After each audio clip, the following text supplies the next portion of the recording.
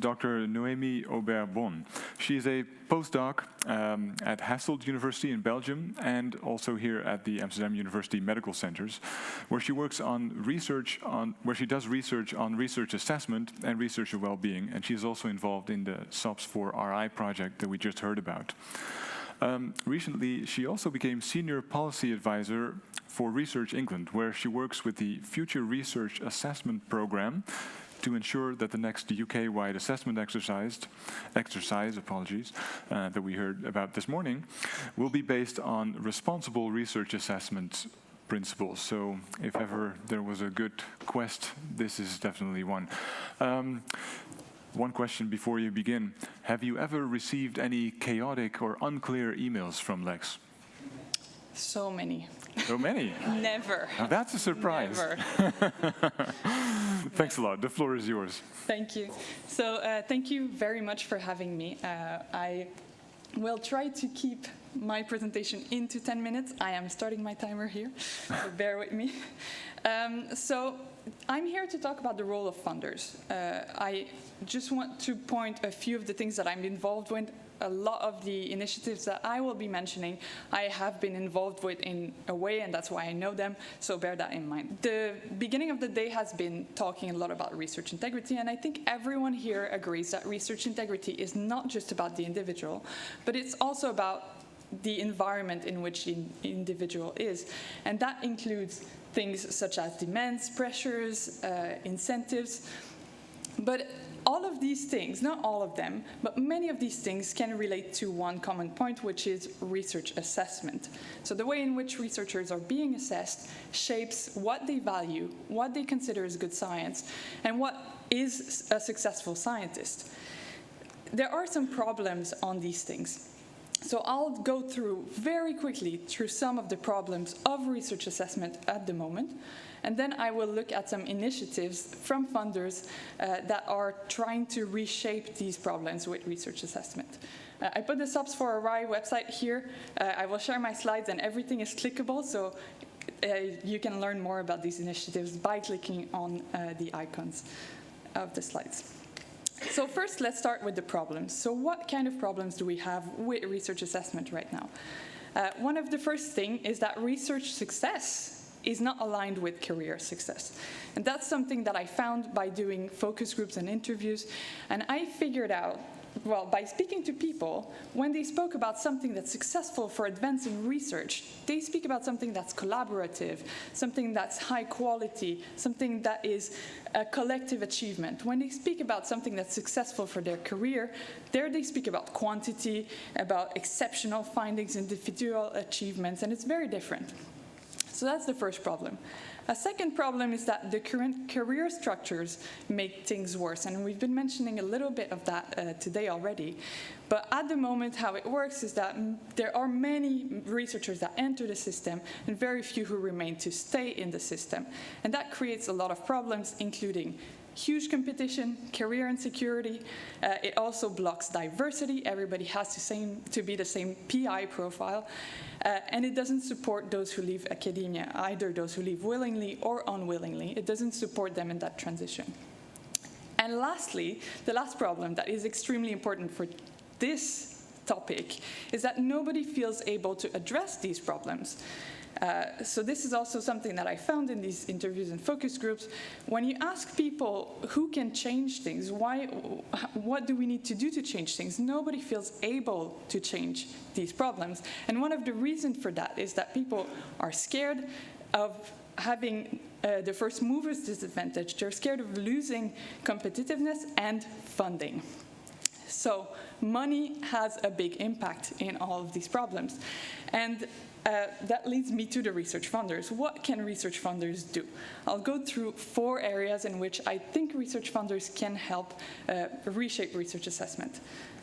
First, research funders can change their own assessment practices. This is quite obvious. Some examples of that.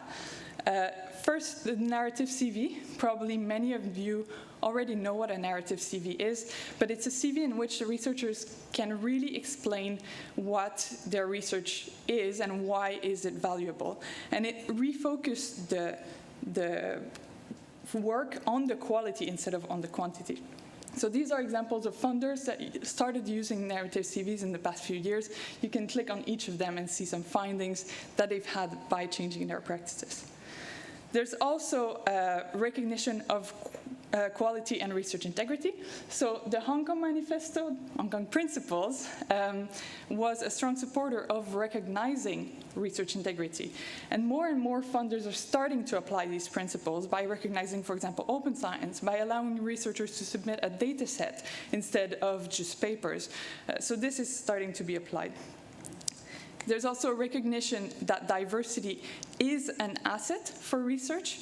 I put here the recognition and reward program from the Netherlands. So they have, it's a program that's not just from funders, but they direct funders to help them value different profiles of researchers. So researchers can choose different profiles and actually follow a career that is not necessarily the typical PI that I've mentioned as problematic.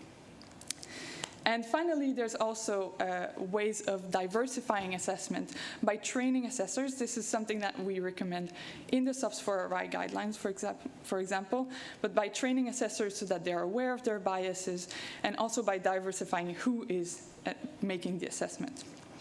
So more in the SOPs for RI toolbox, you will find a lot more of these initiatives and tools. So that's the first area. Another area is by coordinating responsible assessment practices between research funders. And I want to raise an example here from Science Europe. So Science Europe is a group of funders in Europe, 40 funders from 30 different countries, and they've been extremely active in terms of research values, research careers, and research assessment.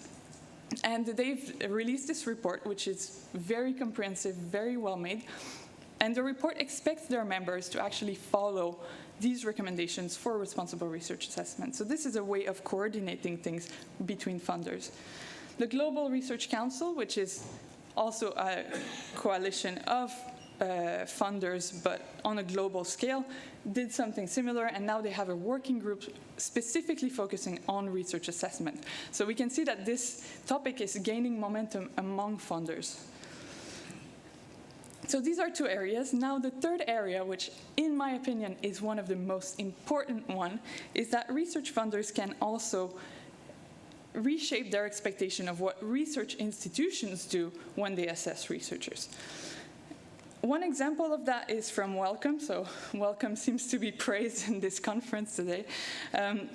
But when Wellcome signed the DORA agreement, so the Declaration on Research Assessment, they signed the agreement that said that they wouldn't use journal impact factors, they would have more responsible ways of assessing researchers, but they also said, well, we're going beyond that. And now we're only funding researchers who work in institutions that actually have responsible research assessment. So they published guidance to help institutions reach that goal. There's also research funders who are fostering healthier research environments. And there were some reports, I'm going to give an example from the UK and from my work life right now, but there are plenty of examples like this. But in the UK, they released some reports recently about the culture in which researchers work, and it was really bad. I mean, it showed that there was a lot of problems in the culture in which researchers worked, and that led the government to put together a people and culture strategy. And in this strategy, some of the expected outcomes are directly linked to recognition and reward and to incentive system. So that led UKRI, which is a big national funder in the UK, to actually rethink the way they're funding people. And in a recent letter that was released 3 days ago, they announced that they were sending 30 million of their funding to allow institutions to foster better research cultures and make their environments better. And that includes securing careers of researchers, diversifying the recruitment, reward and recognition, and etc. So these are the first 3 layers of ways that research funders can change. And the last one is going a bit beyond the research funders, and it's going towards multi-stakeholder reforms. And I think if you've seen any of my presentation lately, you will know what I'm talking about on this one. But first, I want to say that DORA was a big player in shaping, in moving all the stakeholders together so that we have a common language in terms of research assessment. In the Netherlands, the Recognition and Reward program did wonders as well. And the program that I've been involved with the most now is the Agreement on Reforming Research Assessment. So this involved a lot of stakeholders, including funders, including research institutions, and put them together so that research assessments are being reshaped. So there are more as well, but I will not cover them, but these are all clickable, so feel free to explore afterwards.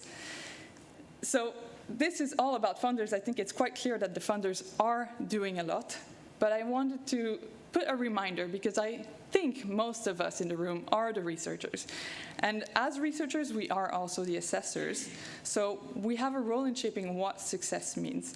And we're part of the problem, but we're also part of the solution. And to end, I would like to say that, I've never really received a funding peer review, but I've received a lot of publications peer review for my papers. And the best peer review I ever received was one done by Lex Bouter. It was so constructive, so supportive. And if Lex does that for a publication, I think I would like to see how he revised a grant. And I would propose that as a emeritus project, you could do a training course on assessing researchers. Thank you.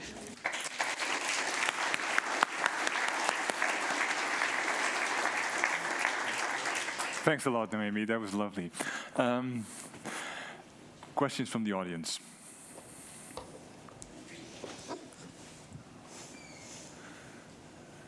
Anyone? There was a lot there.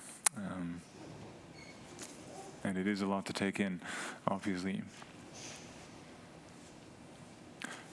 Yes.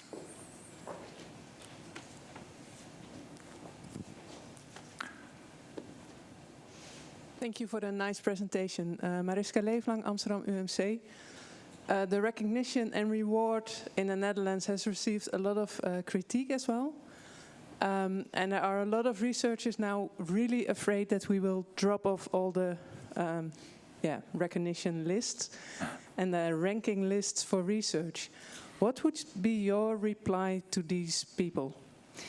Well, so part of the fear is the fear of losing competitiveness, is the fear of losing in the ranking, of becoming institutions that are not recognized as much. And this is why it's really important to do this together and to do this supported by the funding and by the whole system. So that's why I think the coordination aspect is a very good change in how these research assessment reforms are working, because you don't fear it so much. It's a bit like the dancing movie that Yuri just showed. I mean, now we're reaching a momentum. Now more and more institutions are following it. So if you don't follow that, you'll stay sitting and you'll end up being alone sitting on the floor. So, yeah.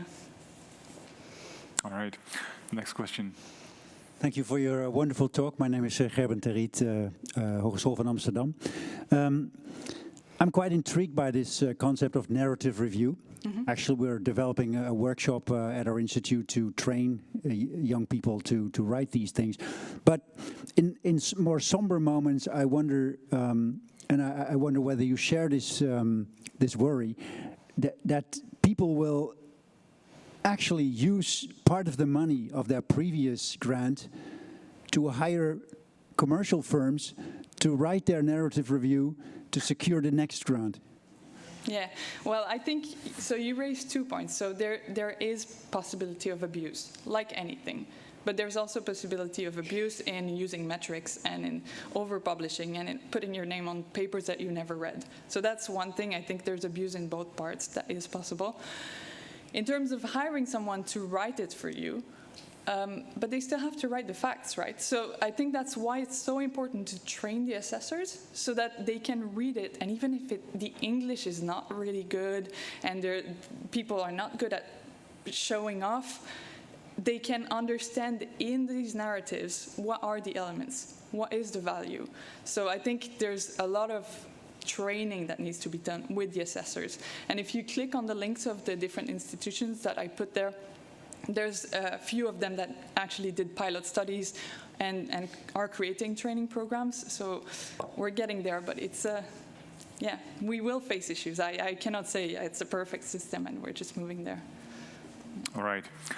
Thank you so much, Noémie. This was excellent.